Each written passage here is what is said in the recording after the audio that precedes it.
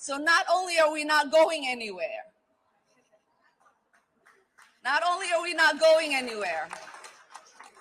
we are not going to allow anybody to make us feel less Minnesotan or less American. We are not going to allow anybody to push us into the shadows. We're not going to allow anybody to erase our presence and our contribution. And we are not going to allow anyone to scapegoat us. Have an unending influx of immigrants into the country. And that's what Dr. Price is talking about. And nobody, no black politician, no black organization wants to deal with that issue. They will avoid it at all costs, even though in their hearts they know that's one of the biggest problems for black folk. We anticipate in the next 10 to 12 years, approximately 8 to 6 million Hispanics coming into the United States and 41 million Asians. You have been the majority minority for 400 years in this country.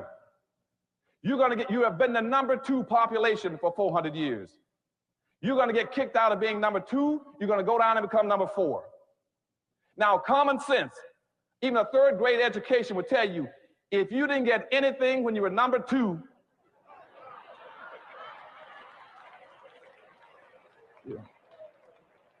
you all jumped ahead of me, but anyway, you can guess what you're going to get when you become #4.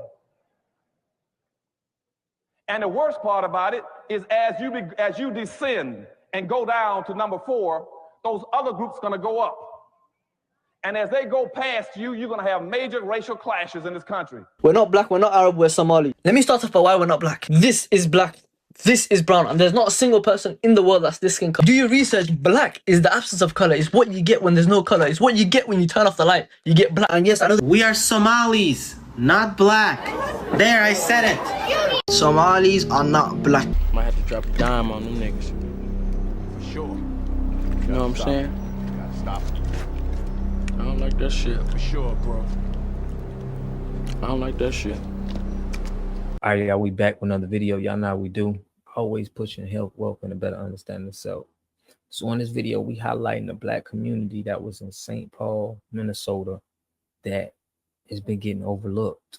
Okay, they haven't been getting the housing and just the same treatment as other races has been getting in this area. And now that it's in the news that a Somali organized crime has came there and, you know, they're getting a lot of services, it's just seeming like this is another case that where the indigenous people on the land gets overlooked. You know, no government funding or anything doesn't go to them. And I'm gonna highlight them in this video. Make sure I subscribe to the channel, hit that like button, push me on the algorithm. I greatly appreciate that.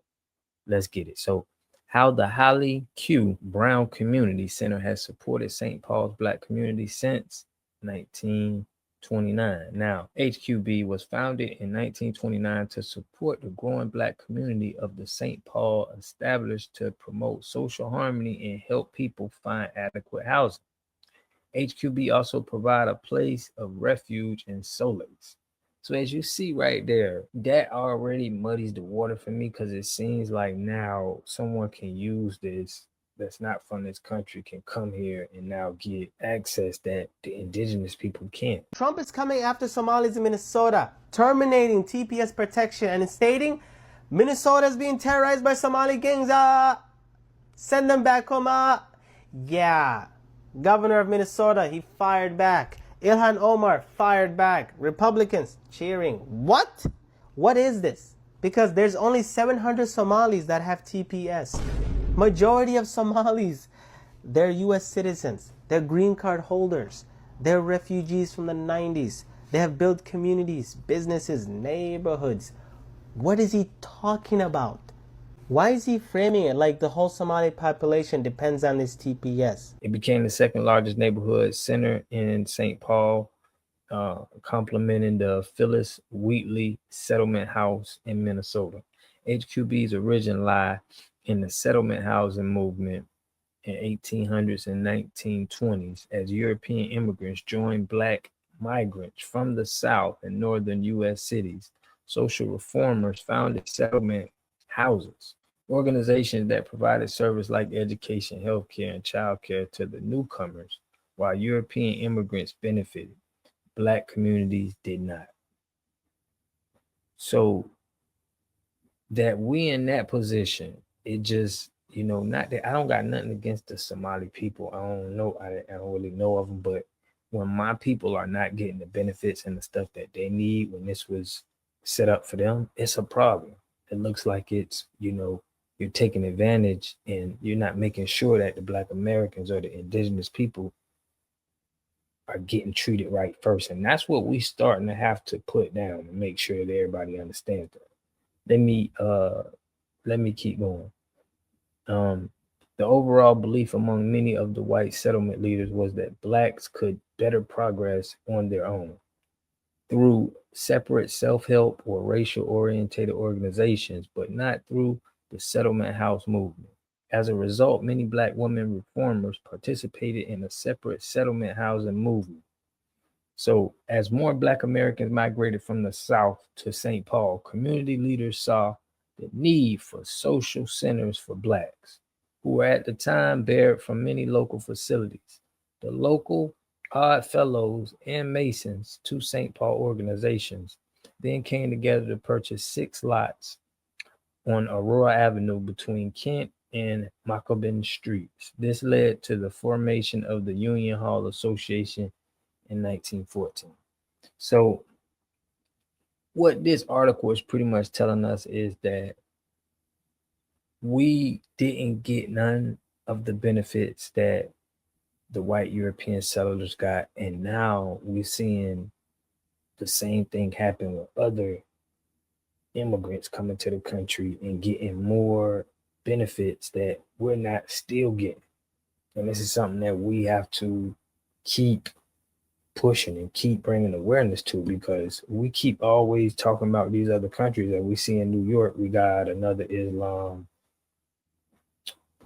I think it was a mayor or whatever he is. It's just we keep seeing all of these other nationalities coming to this country, and there's no way we could go into another country and help and hold these same positions.